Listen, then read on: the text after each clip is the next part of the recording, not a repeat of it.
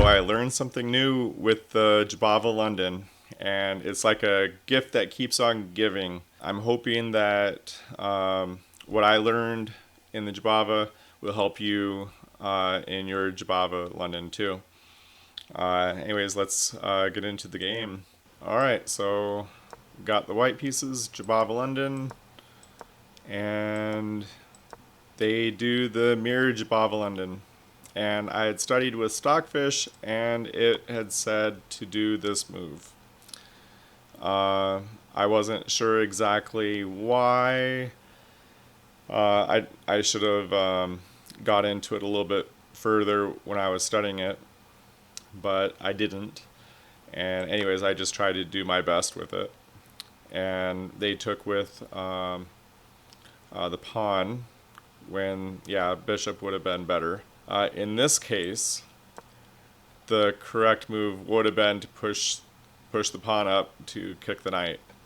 And I really wish I would have done that, but I didn't. I just captured it there, double up the pawns, and now I advanced it. A little late. So, yeah, they should have captured it, but they didn't.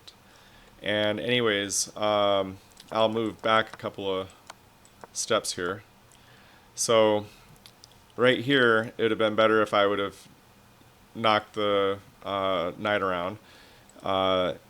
Really, the only move would be to put it back there, and no one really wants to put their knight, undevelop their knight right back there.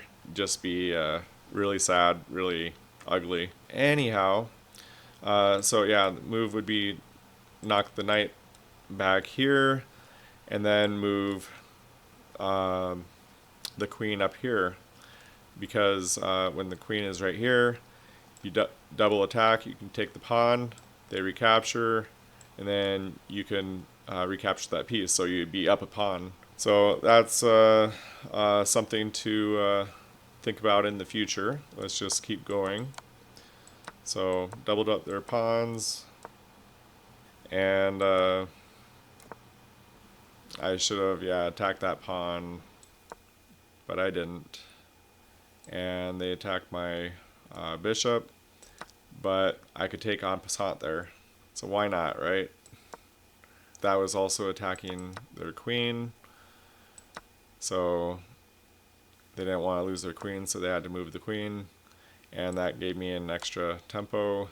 And then I was able to capture another pawn with check, forcing the king next to the queen there. Yeah, this was a little dangerous for my bishop, because it could possibly get trapped.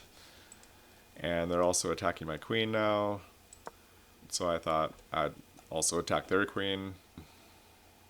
They moved their queen, and I got out of the way. I really messed that up. I also wanted to protect the knight again, and then they blundered.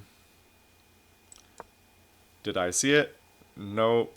And actually, I did see the tactic, and I thought, well, if I move the pawn up here, maybe I could deflect the pawn away, so I didn't have to sacrifice a knight in order to get the queen. But then I realized that, hey, the king could move or the queen can move, and the tactic is gone. So with the knights double attacking that square, right there and there, that I should just go for it. So he didn't see it again, so I just went for it, and it was a brilliancy. I'm glad I didn't delay it any further that I had, and I was able to take that queen. So yeah, I felt pretty good after doing that. Got me up on this person, so I'm just trying, at this point, I'm just wanting to trade everything off. So trying to get in positions where I can do that. I I didn't want any, oops, I didn't want this rook and this bishop to attack me on that square. That could have been bad. So prevented that. And this was a 15-minute game, and I definitely was using my time. I didn't want to mess anything up. I feel like everyone plays a little bit better when they have a little bit more time. And in this game, I really needed that extra time. For some reason, I felt like my brain wasn't working as well as it needed to be.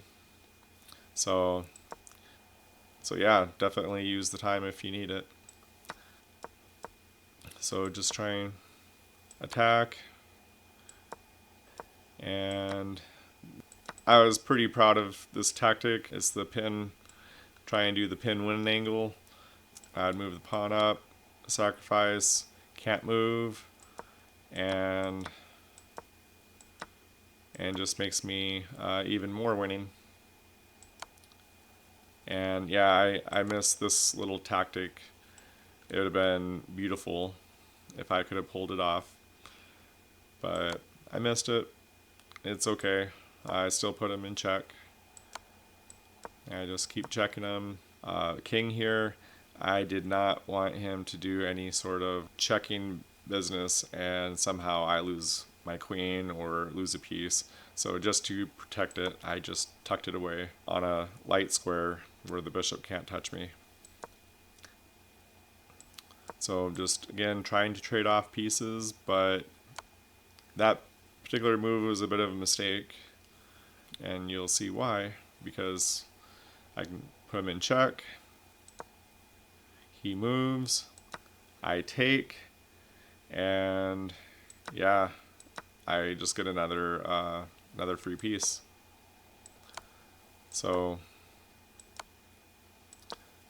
and this is checkmate. Overall, I feel like I caught a lot of good tactics. Usually I don't feel like my games get very many tactics, but this one, it just like blew open all kinds of tactics. It was a lot of fun. Yeah, I used up a lot of time on that, and sometimes I think it's better to be able to think about the moves and try and look for tactics. That's kind of why I try and study tactics so I can see them in my games, and a lot of times I'll miss them if I'm trying to play too fast. I'm currently going back and forth between 10-minute games and 15-minute games. I feel like my brain isn't working 100%. I'll give myself more time by doing the 15-minute games. And 10-minute games if I just want to play faster. And so anyways, let's just take a quick look at the highlights. So here are the highlights. Got a 76%. Opponent got 65.7. I feel like I didn't do the opening that well, and I guess it was a 78.7% accuracy. Middle game was 72.